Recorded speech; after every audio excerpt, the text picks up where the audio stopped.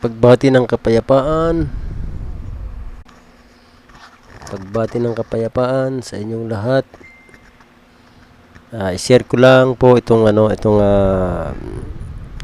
kaunting kaalaman. Meron po akong yung i-share sa inyo na yung regarding do sa pag-fill up nung GoTime Visa card. Ito pong GoTime na to, marami kayong magagawa. Para din po ito yung isang application. Pwede kayong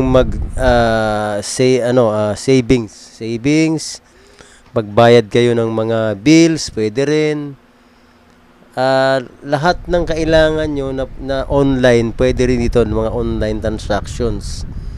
Pwede rin itong gamitin, no? Ito less than 10 minutes po, tapos na ako meron na ako nitong Visa card na to.